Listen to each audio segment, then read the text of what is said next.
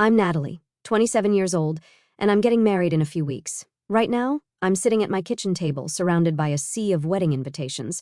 My eyes scan the names, making sure I haven't forgotten anyone important. But there's one name I deliberately left off the list: my stepmother's.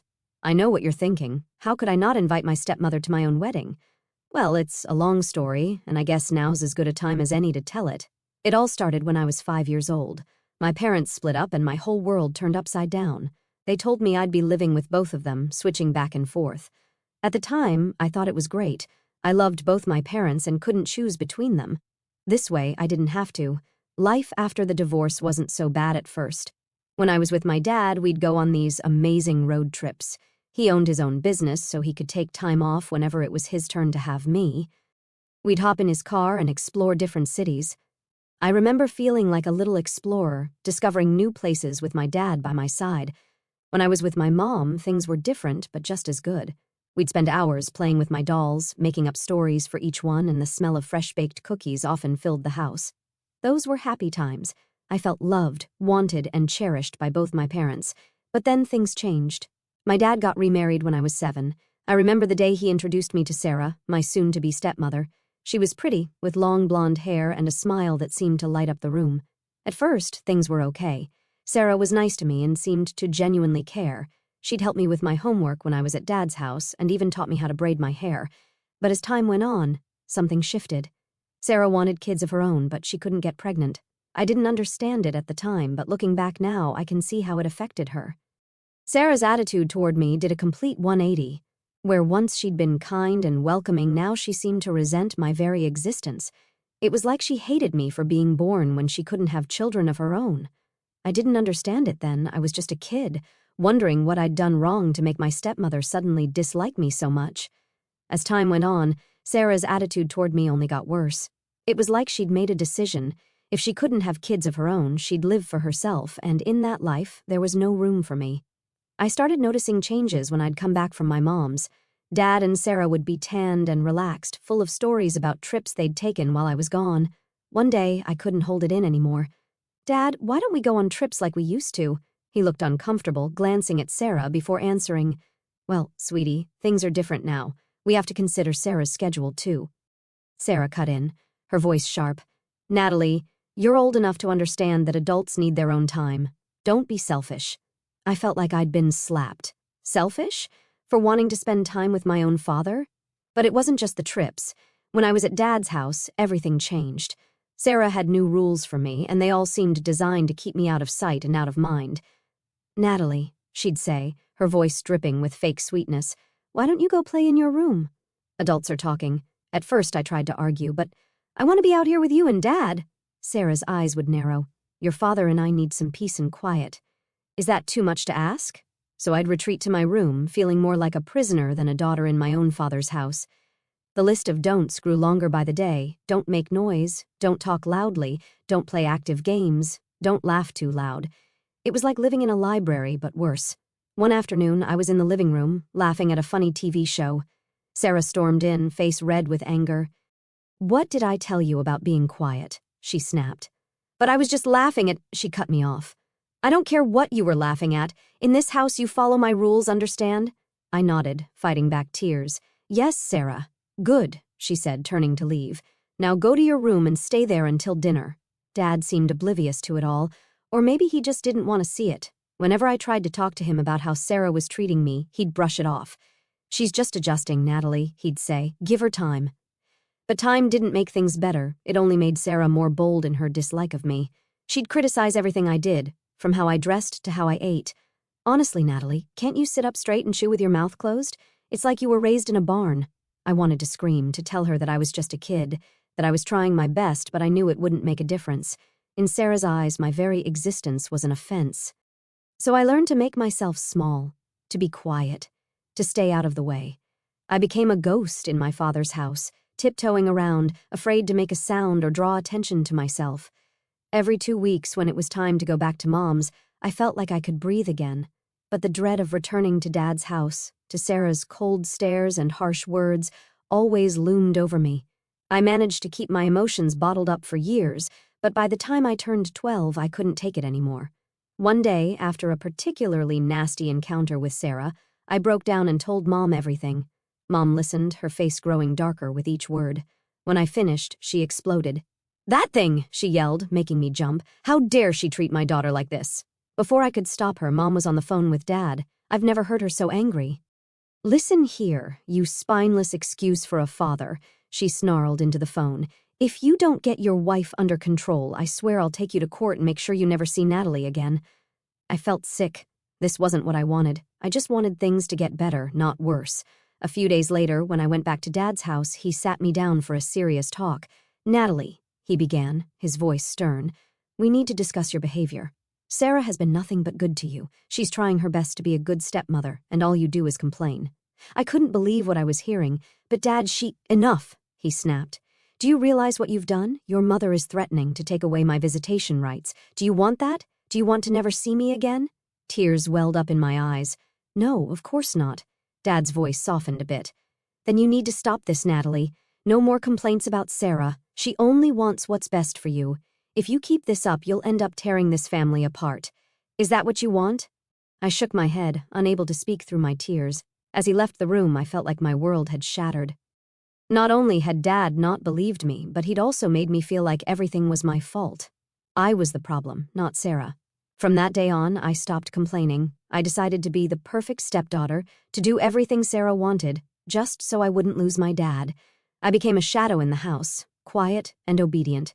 I had no say in anything, but at least I still got to see my father, even if he seemed more like a stranger with each passing day. Life at Mom's house was a different story. A few years after the divorce from Dad, Mom met Robert. He was kind, funny, and had a daughter of his own, Lily, who was a year younger than me. Over time, I fell in love with both of them. Robert never tried to replace my dad, but he was always there for me. He'd help me with my homework, listen to my problems, and even taught me how to ride a bike, something Dad had always been too busy to do. Lily became the sister I never knew I wanted. We'd stay up late, giggling and sharing secrets. She never made me feel like an outsider. As I got older, the contrast between my two homes became starker. At Dad's, I was a ghost, trying not to upset the delicate balance. At Mom's, I was Natalie, loud, funny, and loved. As I entered my teenage years, my needs naturally grew. Like any kid my age, I wanted the latest gadgets, a cool smartphone, a decent laptop for schoolwork. Dad, to his credit, seemed to understand this. He'd always been generous, and at first he didn't hesitate to buy me what I needed. I remember the day he handed me my first smartphone, but my joy was short-lived. Sarah's disapproving frown said it all. Later that night, I overheard them arguing.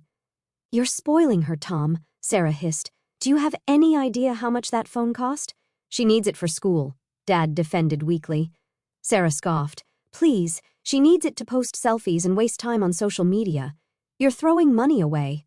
From that day on, Sarah appointed herself as the family's financial guardian. She told Dad she'd help him save money when it came to my expenses. What this really meant was that she'd take control of everything I got.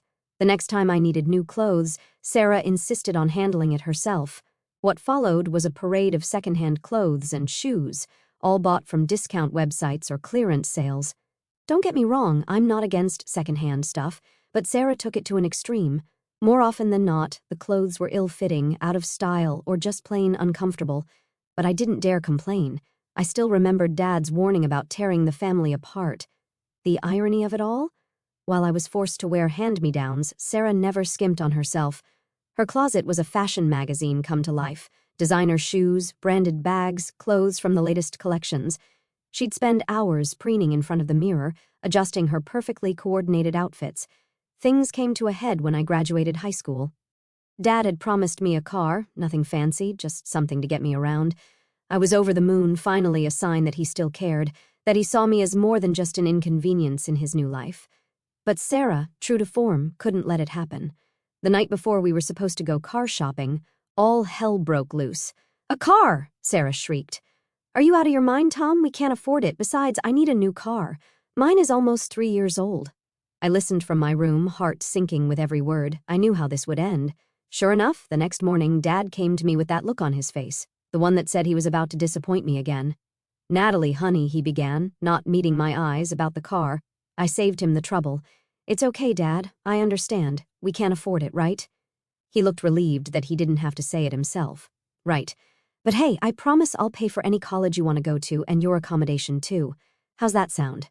I forced a smile. Sounds great, Dad. Thanks. As he left my room, I heard Sarah's voice from downstairs. Tom, dear, when are we going to look at that new Jeep I wanted? So I sat there in my room, full of ill-fitting clothes, clutching my outdated phone, dreaming of a car I'd never get, and I realized something. The material things weren't what hurt the most, it was what they represented. Every secondhand shirt, every denied request, every broken promise was just another way of saying, "You're not worth it, Natalie." When it came time to choose a college, I poured my heart into researching the best options. I finally found one that seemed perfect, great program, beautiful campus, and not too far from home. I was ecstatic when I got accepted, but as soon as Sarah saw the tuition fees, all hell broke loose. "Are you kidding me?" she screeched, face turning red. "This is highway robbery." Dad tried to calm her down. "Now, Sarah, we did promise Natalie." "I don't care what we promised," Sarah interrupted, practically foaming at the mouth. "We are not paying this much for her to party for 4 years." She stormed off and returned with a handful of brochures. "Here," she thrust them at Dad. "These colleges are much more reasonable and they're farther away. It'll teach her some independence." And just like that, my dreams were crushed again. I ended up at Sarah's choice of college. Cheaper, yes, but also far from everything and everyone I knew. Mom and Robert were thrilled when they heard I was going to college. They didn't know about the behind-the-scenes drama, and I didn't have the heart to tell them. Why burden them with my problems? Despite everything, I threw myself into my studies. I was determined to make the most of this opportunity, even if it wasn't exactly what I'd hoped for. I'd come home for holidays, splitting my time between Mom's welcoming house and Dad's. Well, Dad's house. It was during one of these breaks that everything finally came to a head. Sarah was having a birthday party, and to my surprise, Dad called and asked me to come. "Sarah would love to see you," he said, though I could hear the uncertainty in his voice. I was skeptical, but a small part of me hoped that maybe, just maybe, things were changing, so I agreed. I even bought Sarah a gift, a nice scarf I'd saved up for from my part-time job at college. When I arrived at the house, the party was in full swing. I took a deep breath and approached Sarah, gift in hand. "Happy birthday, Sarah," I said, forcing a smile. "I hope you like—" I never got to finish. Sarah's face contorted with rage. "What are you doing here?" she hissed, loud enough for nearby guests to hear. I stammered, confused. "But Dad said you wanted me to come—" "Get out!" she shrieked. "You're not welcome here. How dare you show up and ruin my party?" I stood there, frozen in shock. The room had gone silent, all eyes on us. Sarah snatched the gift from my hands and, without even looking at it, tossed it in a nearby trash can. "I don't want anything from you. You're not worthy to be here among my friends. Leave now." Tears stung my eyes as I turned and fled. I ran up to my old room, grabbing the few belongings I'd left there over the years. As I reached the front door, I heard Sarah's laughter floating from the living room, as if nothing had happened, as if she hadn't just publicly humiliated her stepdaughter and thrown away a heartfelt gift. I slammed the door behind me and walked away from that house for what I promised myself would be the last time. I went straight to Mom's, where I broke down and finally told her everything. All the years of mistreatment, the manipulation, the broken promises. Mom was furious, but more than that, she was heartbroken for me. "Oh, sweetheart," she said, holding me close. "I had no idea. I'm so sorry you went through all that alone." As I cried in my mother's arms, I felt a weird mix of sadness and relief. Sad for the relationship with my father that I'd probably never have, but relieved to finally be free from Sarah's toxic presence. The day after Sarah's birthday disaster, my phone rang. It was Dad. I almost didn't answer, but a part of me still hoped he'd apologize, that he'd finally see the truth. "Natalie," he said, his voice stern, "why did you leave Sarah's party so abruptly?" She was quite upset. My blood boiled. "That's not what happened!" She yelled at me in front of everyone and threw my gift in the trash. "She kicked me out." There was a pause, then Dad's voice came back, cold and angry. "I can't believe you'd make up such lies about Sarah. Why are you trying to denigrate my wife? Call me when you're ready to apologize to Sarah." The line went dead. I stared at my phone, tears streaming down my face. That was the moment I realized I had truly lost my father. The next few years were a blur. I threw myself into my studies, graduated college with honors, and landed a decent job. I saw Dad a handful of times, always on neutral ground. A cafe, a park, never at his house. About a year after graduation, I met Jason at work. He was a few years older, kind, funny, and, most importantly, He saw me, really saw me, not as an inconvenience or a burden, but as a person worthy of love and respect. 4 years flew by. Jason and I moved in together, adopted a cat named Muffin, and built a life filled with love and laughter. Then, on a random Tuesday evening, as we were doing dishes after dinner, Jason turned to me and proposed. And just like that, I was engaged. As the initial excitement settled, the reality of wedding planning set in, which brings us back to where this story began, me, surrounded by wedding invitations, grappling with the question of whether to invite Sarah. In the end, I decided to send an invitation to Dad alone. I couldn't bring myself to include Sarah, not after everything that had happened.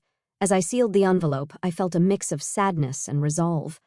I was starting a new chapter in my life, and I wanted it to be free from the shadows of the past. A week after I sent out the invitations, my phone rang. It was Dad. I answered, expecting the usual awkward small talk. Instead, I got an earful of fury. "How dare you?" he bellowed, not even bothering with a hello. "How could you disrespect Sarah like this? You invited me to your wedding but not her, after everything she's done for you." I couldn't help it, I laughed, a short, bitter laugh that seemed to shock Dad into silence. "Everything she's done for me?" I repeated, my voice dripping with sarcasm. "Dad, are you hearing yourself right now? She raised you for years," he shot back. "She put so much love and care into—" "Love and care?" I interrupted, my calm finally snapping. "When, Dad? When did she ever show me love or care? Was it when she made me wear secondhand clothes while she bought designer outfits? Or when she convinced you not to buy me a car for college? Oh, I know, it must have been when she threw my birthday gift in the trash and kicked me out of her party." There was silence on the other end of the line. Then, in a quieter voice, Dad said, "Natalie, I'm sure you're exaggerating. Sarah wouldn't—" "What, Dad? Wouldn't treat me like crap for years? Wouldn't make me feel unwelcome in my own home? Wouldn't consistently prioritize her own wants over my needs? Because she did all of that, and you let her." My voice was shaking now, years of pent-up hurt and anger pouring out. "You never stood up for me, Dad, not once. You always took her side, always believed her over me. Do you have any idea how that felt, to know that your own father would always choose his wife over you?" The silence stretched on for what felt like hours. When Dad finally spoke, his voice was different, smaller somehow. "Natalie, I had no idea. I never meant to— Oh God, what have I done?" I heard a choked sob from his end, and despite everything, my heart clenched. "I'm so sorry, Pumpkin," he continued, his voice thick with tears. "I've been a terrible father. I put Sarah first. I ignored your feelings. I failed you. Can you ever forgive me?" I felt my own eyes welling up. This was all I'd wanted to hear for years, but now that the moment was here, I didn't know how to react. I hesitated, torn between hope and caution. "I'll think about it, Dad. That's all I can promise right now." We ended the call soon after, both emotionally drained. Over the next few weeks, Dad made a real effort. He called regularly, asked about the wedding plans, even offered to help with the costs. Slowly, cautiously, I let myself believe that maybe, just maybe, things could change. Then, the day before the wedding, my phone rang again. It was Dad, and my stomach dropped at the sound of his voice. "Natalie," his voice hard, "it's Sarah. She had a heart attack. This is your fault. If you hadn't excluded her, if you hadn't stressed her out like this, I can't believe you'd do this to her. I won't be at your celebration. I hope you're happy." The line went dead. I stood there, phone in hand, feeling like I'd been punched in the gut. All the progress, all the hope I'd allowed myself to feel, gone in an instant. As I cried in my fiancé's arms, I couldn't help but think, was this really it? Was this how my relationship with my father would end, on the eve of what should be the happiest day of my life? The morning of the wedding, I woke up with a mix of emotions, excitement for the day ahead, but also lingering sadness about Dad's absence. As I sipped my coffee, trying to focus on the positive, my phone buzzed. It was a notification from Sarah's social media page. Curiosity got the better of me, and I clicked on it. What I saw made my blood boil. There was Sarah, looking perfectly healthy, posting dramatic status updates about how hurt she was, how ungrateful I was, how she was recovering from a terrible shock. But in her photos, she was smiling, looking as put together as ever. As I scrolled through the posts, my phone rang. It was Carol, one of Sarah's old friends from the neighborhood. "Natalie, it's Carol. Look, I shouldn't be calling you, but you need to know something." "Sarah—" She faked the heart attack. I overheard her bragging about it to some friends. "She did it to make sure your dad wouldn't come to your wedding. I'm so sorry, honey." I thanked Carol and hung up, my mind reeling. Part of me wanted to call Dad immediately to expose Sarah's lies, but then I stopped. What would be the point? He'd made his choice, time and time again. He'd chosen Sarah over me, believed her lies, let her mistreat me for years. This was just the final nail in the coffin. As I got ready for the wedding, surrounded by my mom, my stepsister Lily, and my bridesmaids, I pushed thoughts of Dad and Sarah out of my mind. This was my day, and I refused to let them ruin it. But there was still one problem. "Who's going to walk me down the aisle?" I asked, my voice small. Mom and Lily exchanged glances, then Mom spoke up. "Honey, Robert would be honored to do it, if you'd like. He loves you like his own daughter, you know." I felt a lump in my throat. Robert, my stepdad, who'd been more of a father to me in many ways than my own dad, who'd always supported me, always made me feel welcome and loved. "Really?" I asked, looking at Robert. He smiled warmly. "Nothing would make me prouder, Natalie, but only if that's what you want." In that moment, I realized something important. Family isn't just about blood. It's about love, support, and being there for each other. Robert had been that for me, consistently, for years. "I'd love that, Robert." "Thank you," I said, giving him a hug. The wedding was beautiful. As Robert walked me down the aisle, I saw Jason waiting for me, his face lit up with love. I saw my mom, Lily, and all our friends and family, smiling and crying happy tears.